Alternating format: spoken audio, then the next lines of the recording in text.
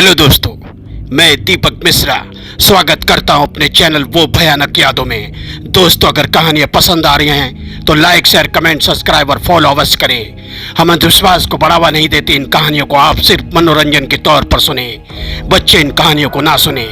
आज की कहानी है कालू जिन। जी हाँ दोस्तों, क्या हुआ जब श्यामानंद ने कालू जिन की शर्त को मान लिया। जी हाँ दोस्तों, श्यामानंद अपने गुरु के आश्रम में काफी सालों से विद्या अध्ययन कर रहे थे। उनके गुरु ने उन्हें तरह तरह की विद्याओं से लैस कर दिया था और आज उनकी विद्याएं पूर्ण हो चुकी थीं। आज अमावस की रात थी। गुरुजी ने कहा, पुत्र श्यामानंद। जी गुरुजी।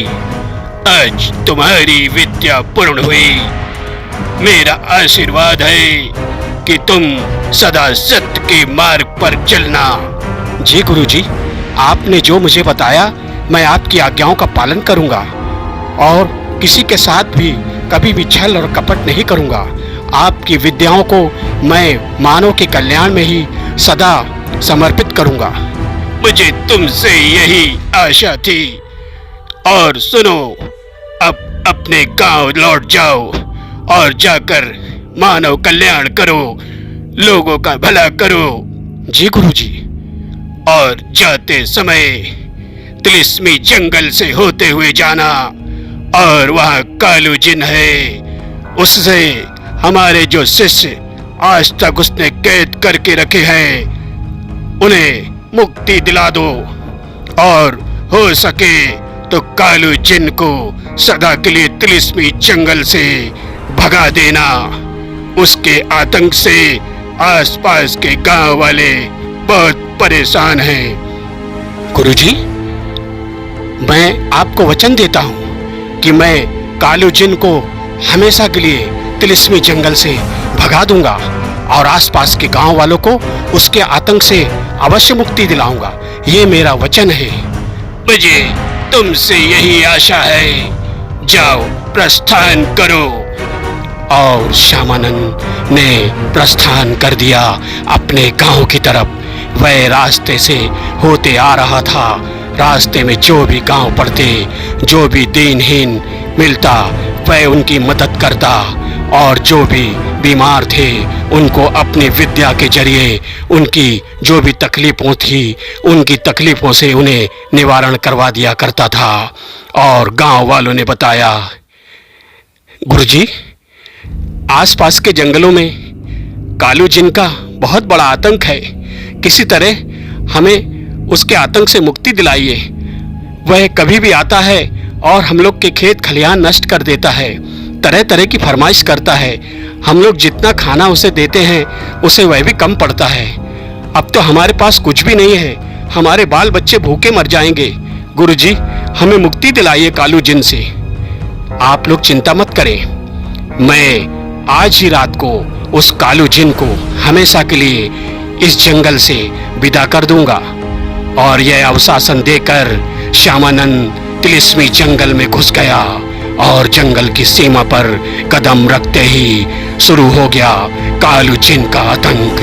जंगल थर्रा उठा और उसी की आवाज के साथ में कालू जिन प्रकट हो गया।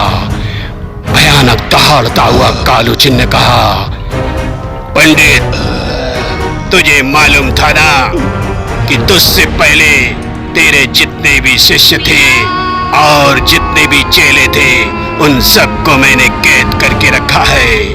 अब तुझे भी कैद कर दूंगा। तुम ऐसा कुछ भी नहीं कर सकते हैं। तुमने जिन शिष्यों को और मेरे गुरु भाइयों को कैद किया है, आज मैं उन सबको तुम्हारी कैद से आजाद कर दूंगा और तुम्हें भी इस जंगल को छोड़कर जाने पर मजबूर कर दूंगा। ऐसा कभी नहीं हो सकता। अगर तुम्हें ऐसा करना है तो मेरी शर्त माननी पड़ेगी। कौन सी शर्त? मैं तुम्हारी कोई भी शर्त मानने को तैयार हूँ। कहो। जिससे मानव का भला होता है, लोक कल्याण होता है और मेरे जो गुरु के शिष्य हैं, अगर उन्हें मुक्ति मिलती है तो मैं तुम्हारी कोई भी शर्त मानने को तैयार हूँ। तो तुम्हें मेरी बेटी के साथ विवाह करना होगा। विवाह? विवाह करना होगा, शादी करनी होगी। मैं तो इस विषय में कभी सोचा भी नहीं था। सोच लो, अगर तुम्हें मेरी बेटी से विवाह करना है तो मैं इस जंगल को भी छोड़ के चला जाऊंगा और तुम्हारे जितने भी शिष्य हैं सबको आजाद कर दूंगा। तब श्यामानंद को अपने गुरु की बात याद आई, मानव कल्याण।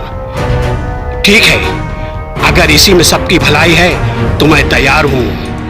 और कालूचिन ने अपनी पुत्री को बुलाया और उसके साथ उसका विवाह कर दिया और अपने वचन अनुसार वह हमेशा के लिए उस तिलिस्मी जंगल को छोड़कर चला गया और उसी के साथ आजाद हो गए जितने भी लोग उसकी कैद में थे।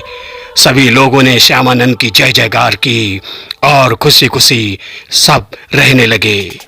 तो दोस्तों, कैसी लगी कहानी? अच्छी लगी हो तो लाइक, शेयर, कमेंट, सब्सक्राइब और फॉलो अवश्य करें। Good night.